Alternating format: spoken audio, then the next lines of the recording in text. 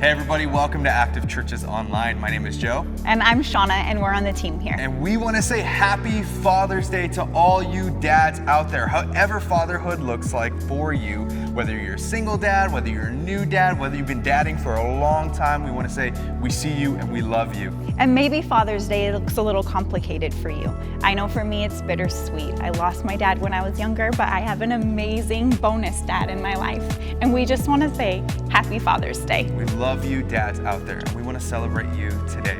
So go to the comment section and tag that dad that you love. Maybe it's your dad, maybe it's somebody who's acted like a dad.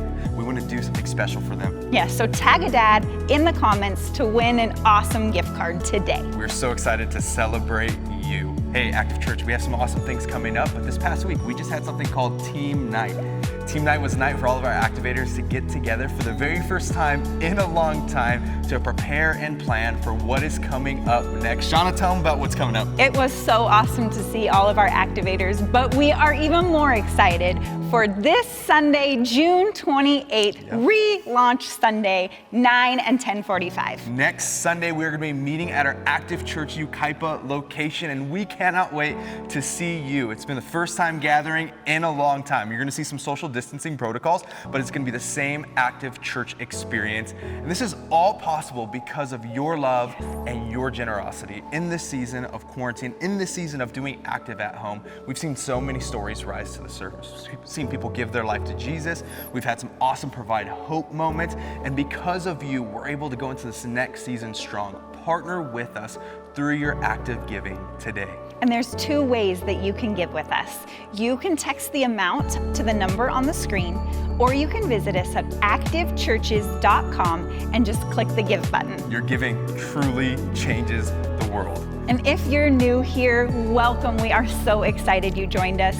If you would do us a favor and just comment, hey, I'm new here, so one of our team members can connect with you.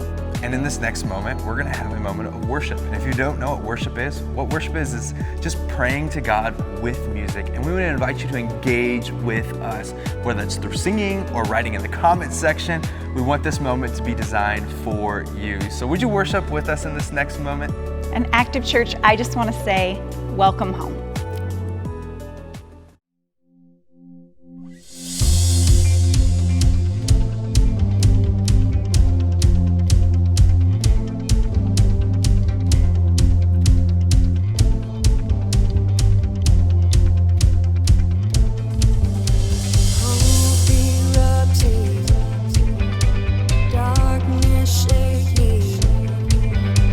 Faith is rising.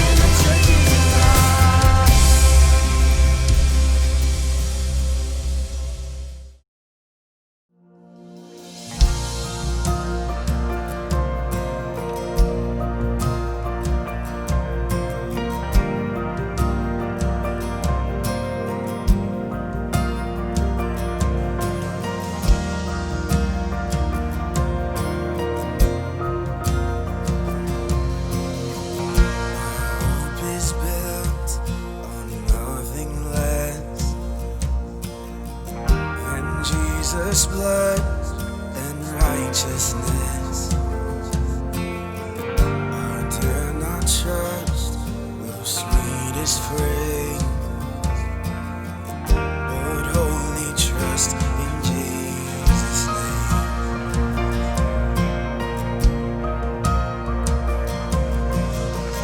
My hope is built on nothing less than Jesus' blood and righteousness. I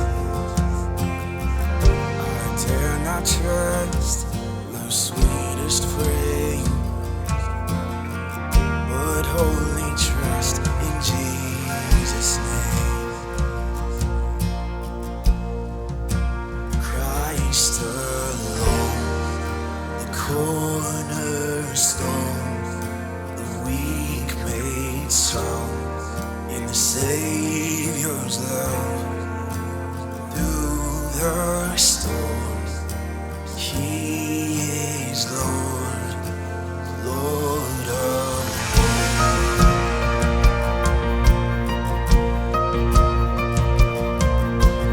when darkness seems to hide His face,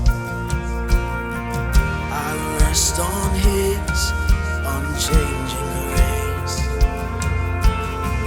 In every high and stormy gale, my anchor holds within the veil. My anchor holds within the veil. Oh, Christ alone, the cornerstone, weak made strong in the Savior's love. And through the storm, He is Lord, Lord of all. He is Lord. He's the Lord of all. Christ alone, the cornerstone, weak made strong in the Savior's love. And through the storm, He is Lord, Lord of all. Christ alone, the cornerstone, the weak made strong in the Savior's love. And through the storm, He is Lord, Lord of all.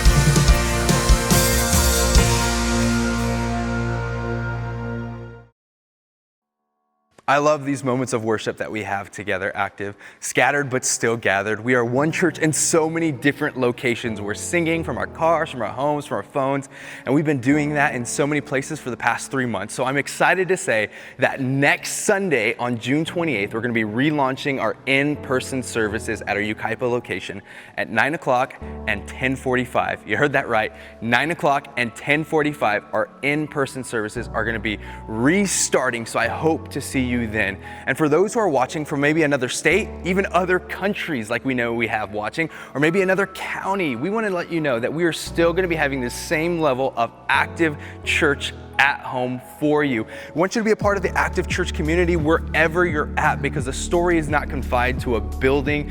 The story is about what God is doing in our body. The story is about what God is doing in our church community, scattered and gathered. So we're excited to have you be a part of Active wherever you are at.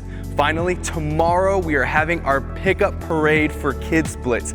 Kids Blitz is a 3-day event designed for you and your littles to engage engage with God and engage with their friends and engage with the story that God is writing in your home in a unique and fun way. And we're gonna be sending Kids Blitz home with you this year. And we're gonna be starting it off with a big pickup parade. At the pickup parade, we're gonna be having a balloon guy come, we're gonna be having some cotton candy, we're gonna be having a DJ. Come hang out with us from 4 o'clock to 6 o'clock.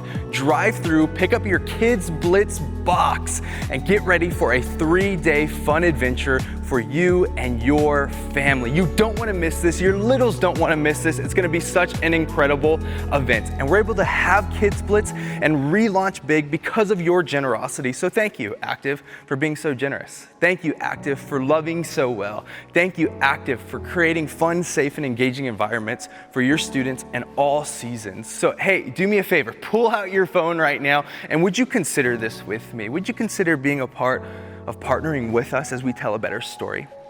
We can tell a better story in our homes, we can tell a better story in quarantine, we can tell a better story as we relaunch, we can tell a better story with students that we haven't met yet and people we haven't met yet through our active giving. Our generosity changes the world, changes the past, and it also changes the future. It changes stories, and your active giving can change people's lives. There's 2 ways for you to partner with us here at Active Church, and the first way is online at activechurches.com, and the second way is for you to text the number that is on the screen. And you can text the amount there, and it's gonna ask a couple questions. It's gonna set you up to give from here on out. Active Church, thank you for your giving, for how you've given so faithfully, how you've been so generous, and how you've given as an act of worship. Keep worshiping with us through your act of giving. Right now, we're gonna head into our final week of our Full House series, and I'm so excited for the message that Pastor Mike is going to bring today. Before we dive into that message, will you join me in a word of prayer? Father, we are excited for the story you are writing in our community. We're ready for the relaunch, God, but we're also ready for the stories that you're gonna be writing in our lives daily. God, may you be with us in all things, and may you prepare our heart for the story that you have for us. We lift this up in your Son's holy name, and all God's people said, amen.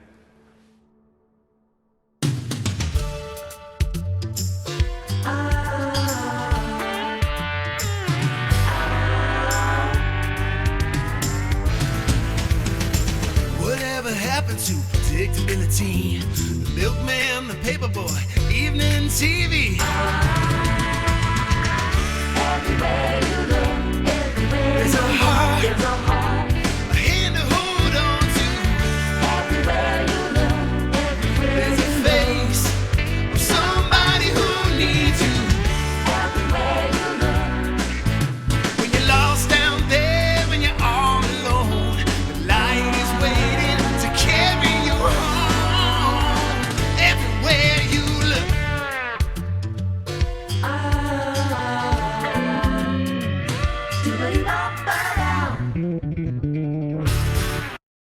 Well, welcome to Active Churches Online, everyone. My name is Mike. I serve as the lead pastor here at Active Church. And however you're accessing us today, if you're watching or if you're listening or if you're watching this on demand, we're glad that you are a part of the story that God is writing here at Active Church. We are so thrilled to let you know that next Sunday, June 28th, we are relaunching in-person gatherings in the room that I'm currently in, and we're inviting our Redlands location to join us at our Yucaipa location at 9 a.m. and 10:45. If you are someone that is planning on coming, we hope to see you next Sunday, and we would invite you to show up early, especially if you have kids. Active Kids will be open, and our leaders will help give directions for you. If you're someone that's a bit unsettled about gathering, if you're someone that is not feeling well, or maybe you're not ready yet, that's totally okay. And we would invite you to continue to engage online, whether you're listening to the podcast or you're watching online live or on demand. We're just grateful to have you a part of the story that God is writing here at Active Church. As we've prepared for our relaunch, we've decided in the last few weeks that it was really important to talk about your family and my family. We're in a series, and today we're concluding that series called Full House. And we really believe that the change that we long for in the world, that change begins in your world. The change that we long for in the homes around the world begins in your home and in my home. And that's what this conversation is really all about. So 3 weeks ago, we launched this series, Full House. And we wrestled through a tension.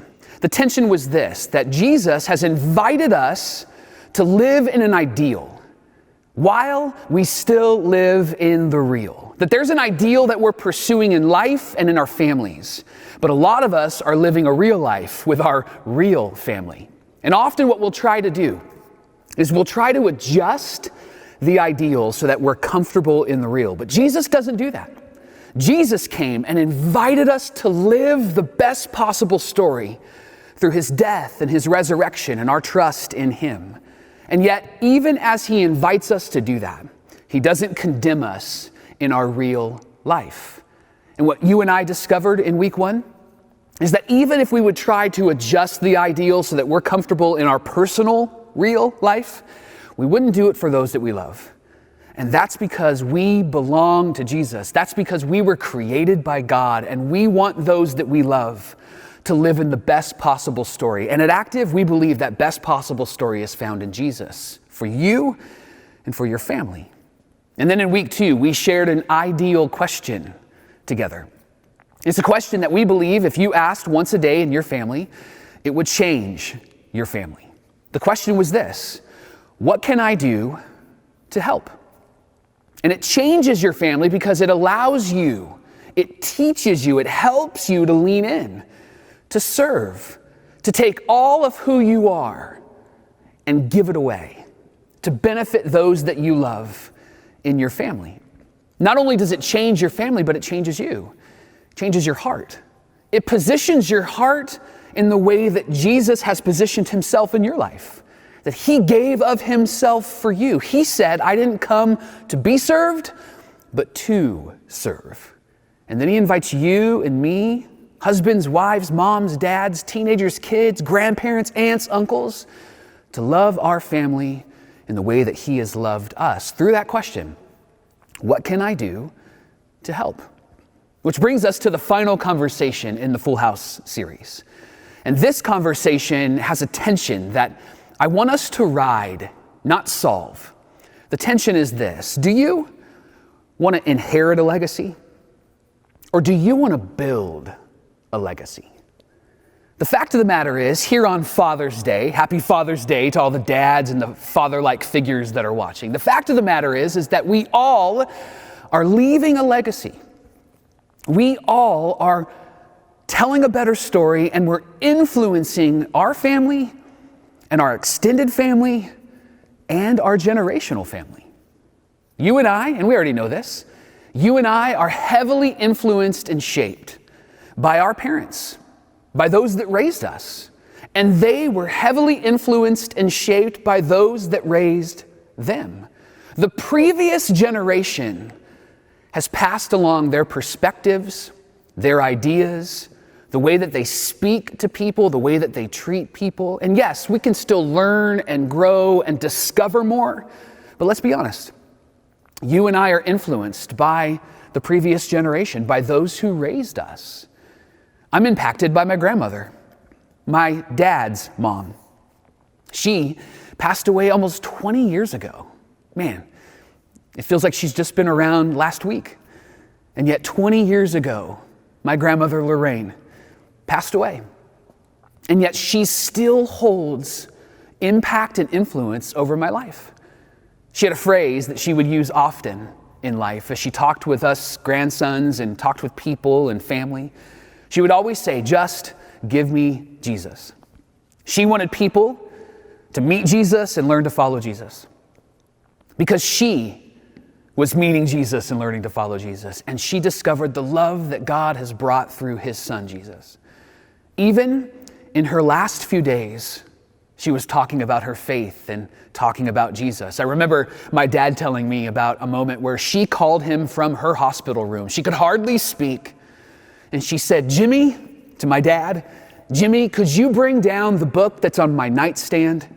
I want to give it to the nurse that I've been talking faith with. The book was called Just Give Me Jesus. And she wanted my dad to bring it down so she could give it to the nurse, because she wanted the nurse to meet Jesus and learn to follow Jesus. I remember the last time I saw my grandma. It was with my fiance, Tiffany, who's now my wife. My grandma held my hands and she could hardly get the words out, but she said, Mikey, just give me Jesus.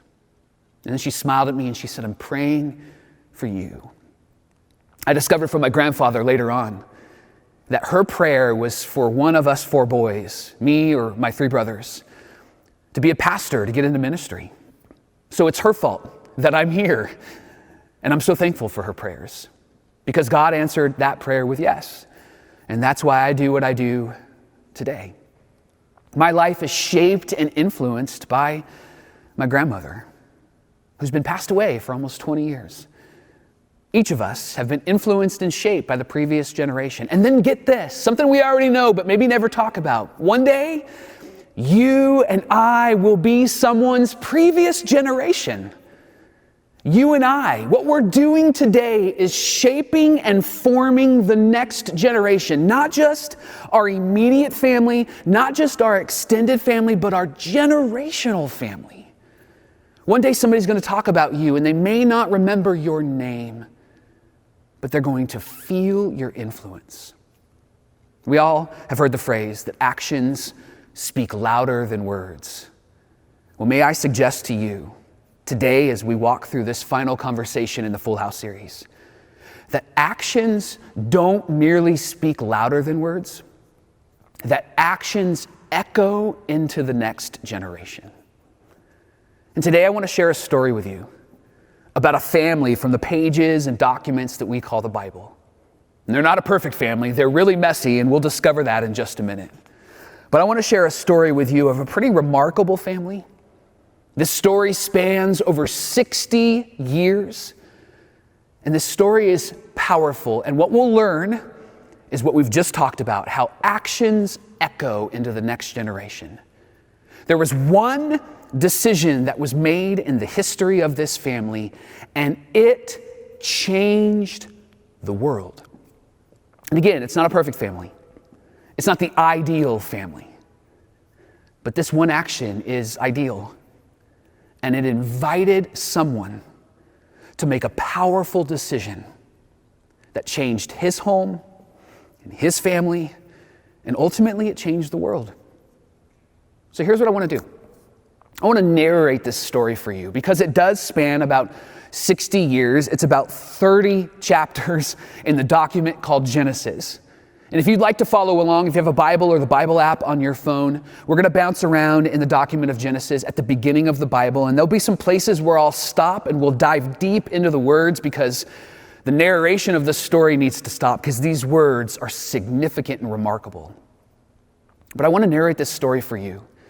And I want you to see what happens when we see the world, see our family through the lens that what we do impacts not just our family, our extended family, but it actually has generational impact. The story actually begins with Abraham.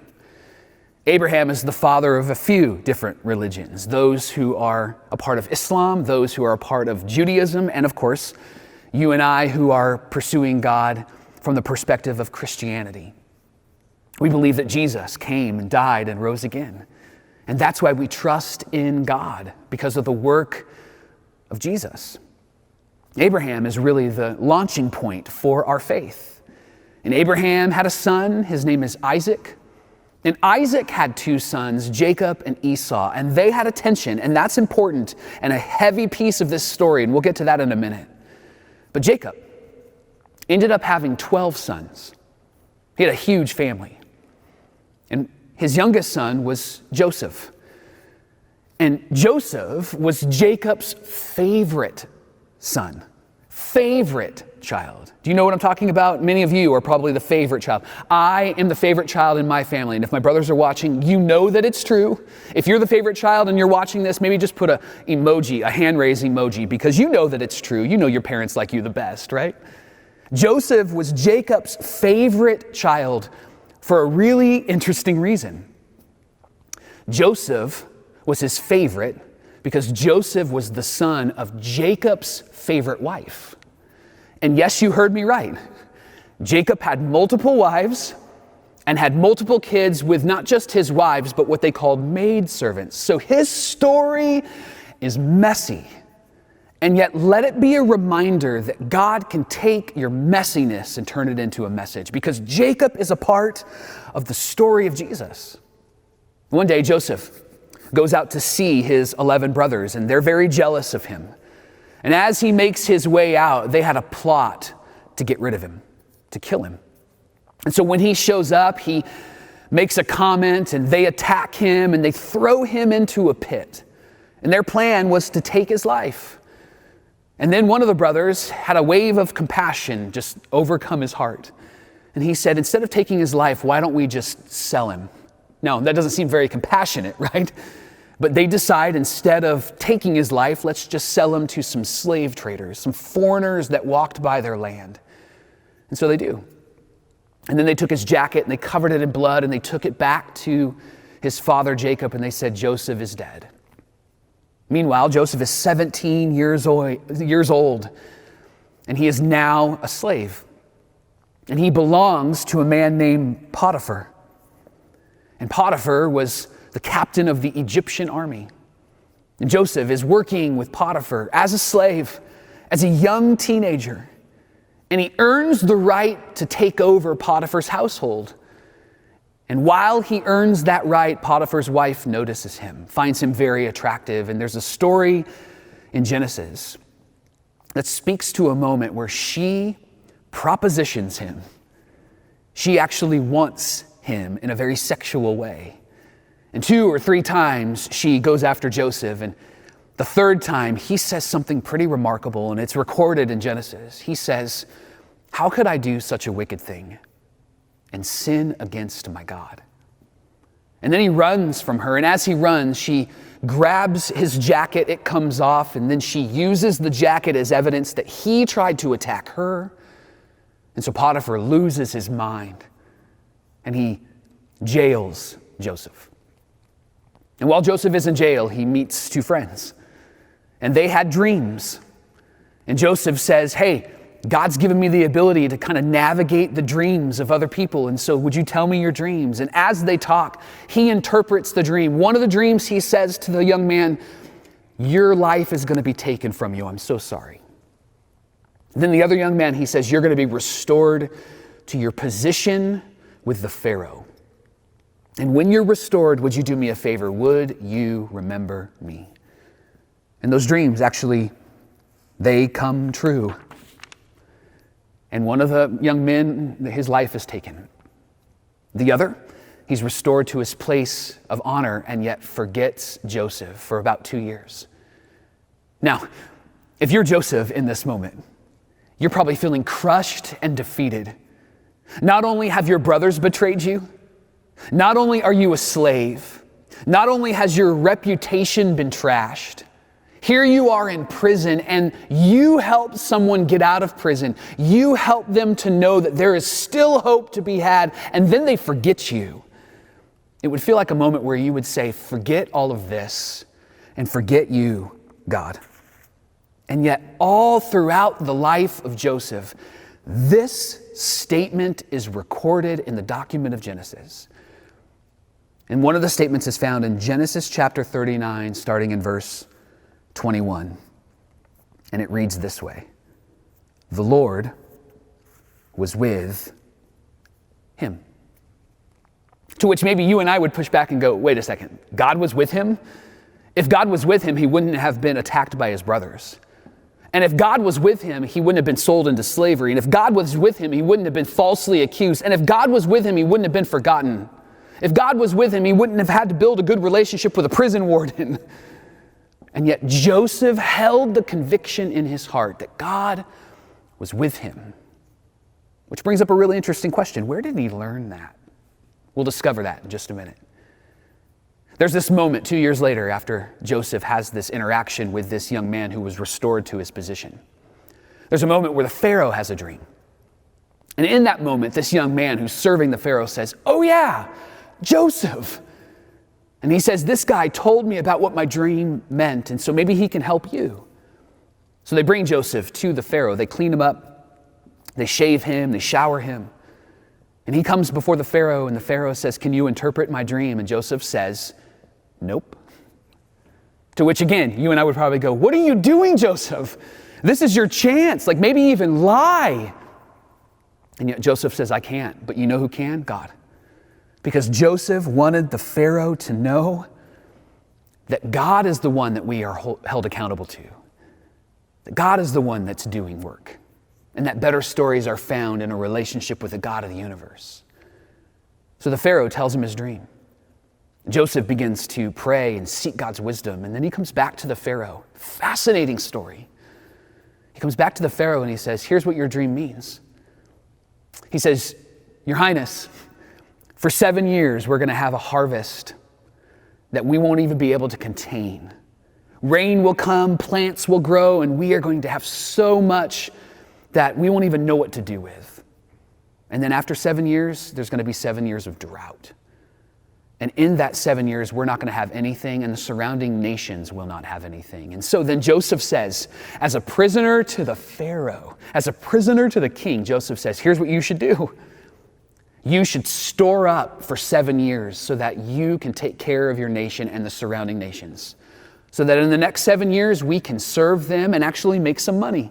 And then he says, and you should put somebody in charge of it that's wise, that's courageous, and has great character. Like, how bold is he? And the Pharaoh says, you're right. And he puts Joseph in charge of all of this. And if you're interested, that whole conversation is in Genesis chapter 41. But then, something really remarkable happens as Joseph is put in charge of all of this food and all of this harvest. Joseph begins to save and store away and lead well, and then, like clockwork, at the end of 7 years, the rains stopped and the drought came. And not only was Egypt needing food, and Joseph was the gatekeeper for handing out that food, but the surrounding nations needed food as well, including the nation of Israel, including Joseph's former family. And Jacob, his father, thinking Joseph is dead, sends his brothers to Egypt to go talk to the one that's in charge of all the food. And the story is found in Genesis 42, starting in verse 5. And we read this. So Israel's sons, that's Jacob. God changed his name to Israel. That's where the nation of Israel gets their name. So Israel's sons were among those who went to buy grain for the famine that was in the land of Canaan also. Now Joseph was the governor of the land, the one who sold the grain to all the people. So when Joseph's brothers arrive, they bowed down to him with their faces to the ground. And then verse 7, don't miss this. As Joseph saw his brothers, he recognized them. It had been 39 years. He was 39 years old. 39 years since his birth. 22 years since he saw his father and his brothers. He'd been living in Egypt for that whole time. And now, knowing that his brothers had betrayed him, knowing that his brothers sold him into slavery, knowing everything that he had been through, the power has been shifted. And now Joseph has all of his brothers who betrayed him bowing before him. And I'm sure he had a rush of emotion and a rush of ideas that came to his heart and his mind in that moment. He remembered what they did to him. But then I have to believe that he remembered something from his childhood. It was something that actually happened between his father and his father's brother. That story is found early in the pages and documents that we call the Bible in Genesis. Jacob and Esau had a tension. Jacob was the youngest. They were twins, but he was the youngest. Esau was born first, and so Esau got all of what the firstborn deserved. And there's a moment in their story when they're teenagers that Jacob manipulates Esau and he gets him to sell what's called the birthright. It was your right as the firstborn to the inheritance, to be the judge and leader of the family. It was your right to be one who was in authority. He sells it for a bowl of soup. And then later on, Jacob, as his father Isaac is passing away, in Jewish culture, the father gives a blessing by laying his hands upon you. And Jacob manipulates that moment and receives his father's blessing because Isaac was going blind and didn't know who was in the room with him. It's a fascinating story. This is why you should read the Bible. But he gets the blessing from his father. So not only does he have the birthright, but he now has the blessing. And Esau is fired up. Esau is angry.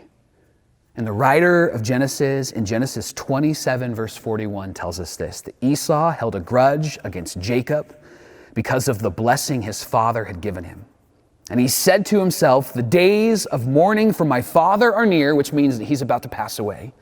And when he does, then I will kill my brother. To which Jacob knew this, and he decided to flee because he knew that his life was on the line. He knew that he would be in a whole lot of trouble. And so he fled. For over 20 years, he was away from his family.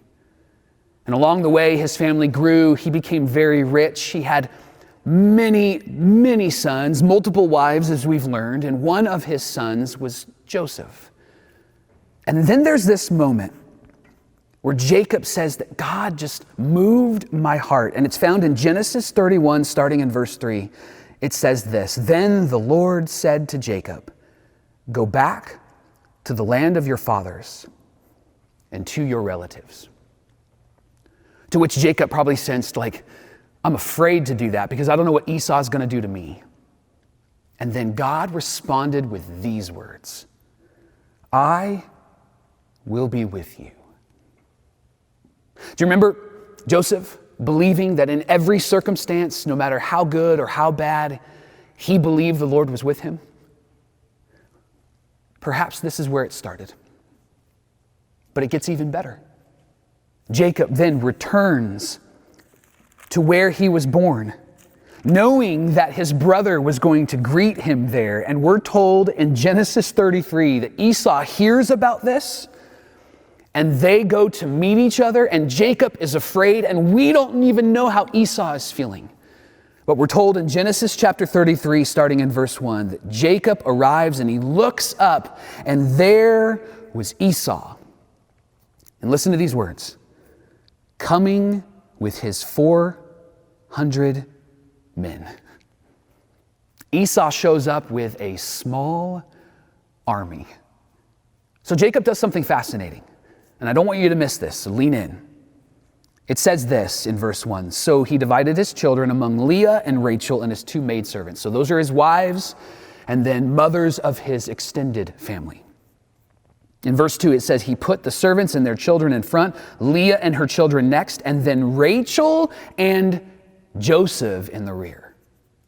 Here's what's fascinating about this. Notice none of the children's names are mentioned except for Joseph. The writer wants us to pay attention to that because he wants us to understand that this moment that's about to come is going to be significant in the next. You with me? And then we're told in verse 3 that Jacob himself went on ahead and he bowed down to the ground 7 times as he approached his brother. And Esau could have done anything in this moment. Jacob deserved revenge. Jacob deserved justice. And Esau sees his brother, and in verse 4 we're told this. He ran to meet Jacob, which could have been scary, right? And embraced him and threw his arms around his neck and kissed him. And they wept. And then in verse 5, it says, Esau looks up and he saw the women and the children. And he asked, who are these with you? And Jacob answered, they are the children God has graciously given your servant. And then he begins to introduce each one of them. And look at the end of verse 7. It says, last of all came Joseph. His name is mentioned again. And here's my conviction. The reason the writer wants us to see that is because just some possible 30 to 40 years later, Joseph is in the same position as his uncle Esau was. People who deserved revenge bowing before him. And Joseph is remembering what they did. But then I gotta believe that he's remembering what his uncle did for him and his family and his father. And if you're familiar with the story, Joseph, instead of extending revenge, Joseph extends grace and mercy to his family. And I have to believe it's because he was convinced that God was with him from very early on. And what convinced him was the behavior of his uncle, Esau, who did not slaughter his brother or his family, but showed them grace and compassion. And then Joseph drops this line when his brothers realize who he is and they're afraid. Joseph says, "What you intended for evil, God has intended for good." Whew. The world changed in that moment because of what happened almost 40, 50, maybe even 60 years prior, when Esau decided that I will not seek revenge. It influenced a 8, maybe 9-year-old Joseph that in the same moment, when he could have sought revenge, he decided to extend grace and mercy and believe that God was up to something. Actions speak louder than words. And often, actions will echo into the next generation. Moms and dads, aunts and uncles, grandparents, grandma, grandpa, cousins. People will not remember what you say. In fact, they might even forget it. But they will remember what you do, because they will remember who you are. And what you do in moments of crisis will set the framework for what your family, your extended family, and your generational family will do in moments of crisis. What you do in moments of pain, what you do in moments where you could seek revenge, what you do in moments where you have to shift your perspective, what you do in moments when you could have chosen hate, but you decide to choose love, will set the framework for what your family, your extended family, and your generational family will do. Your words, they matter, but your actions, they matter more. What if what you do is what your family and your extended family and your generational family will take their cues from? What if what you decide today about people who look like you and about people who don't look like you, what if you decided today to treat them as created in the image of God, and that you're not going to fight these petty battles, but you're going to fight the battle of heaven, and you're going to fight the battle of God, and you're going to bring the kingdom of God on earth in the way that you treat and love others? What if you decided you would look at others through the filter of what does love require of me? Friends, that sets the framework for what your generational family will do. This is why we believe that change in the world starts in your world. Change in homes around the world starts in your home, because there may be a day where they will not remember your name or what you said, but they'll remember who you are and what you did. And we see that in this story from Joseph, who believed that God was with him because his dad believed that, and who chose to show grace and compassion in a moment where he could have sought revenge because his uncle did that. And what if you're being watched very, very closely, and it's going to shape and influence the next 5, 10, 15, and even 50 years? It's not a what if anymore. It's a what is, because actions don't merely speak louder than words. Actions often echo into the next generation. And so here's a question that I want you to wrestle with today. What will echo into your next generation? What will they remember about you? I remember my grandma holding my hands and saying, Mikey, just give me Jesus. I remember my grandfather telling me she prayed every day that one of my 3 brothers, us 4 boys, one of us would become a pastor. It's her fault that I'm here, and I'm so thankful for who she was. And I want to inherit that legacy and then build upon it. What about you? Actions speak louder than words. And often actions, they will echo into the next generation. So what is the echo into the next generation from your life? Can I pray for you? So God, as we think about the things that we do, may we not do these things simply because we are trying to live a good life, but may we do these things because we have a God who has given us life. And may our actions and our character and our integrity echo into our family, our immediate family, and into the next generation. And may the dads and the dad-like figures hold the responsibility in their heart to teach and to raise and to help those they love to learn. And may we as a group of people be able to tell a better story because of what you're doing in us and through us, so that in 50 years and in 100 years, the moments that we decide to trust in you in crisis and in pain and in relationship would echo into the next generation, and they would choose to do the same. And it's all because of Jesus, and it's in his name that we pray. Come on, everybody. And we say amen and amen and amen.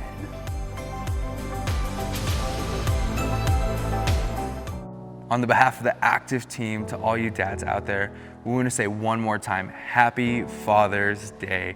And if you have a dad or a dad figure that you love and you want to celebrate, go over to the comments and tag them. We're going to be giving one lucky dad an awesome gift card to somewhere great for you and your family. And tomorrow is our Kids Blitz Pickup Parade. Don't forget to pick up your BLITZ boxes from 4 to 6 for Kids Blitz at home. I cannot wait for Kids Blitz at home. Make sure you're here tomorrow to pick up that BLITZ box. And lastly, next Sunday, we're going to be in the room together here at our Yucaipa location. June 28th, we're going to relaunch big, and I want to see you here 9 o'clock, 10:45 at our Yucaipa location. And for those who are watching at home, I want to invite you to join us in the room, maybe for the very first time next Sunday.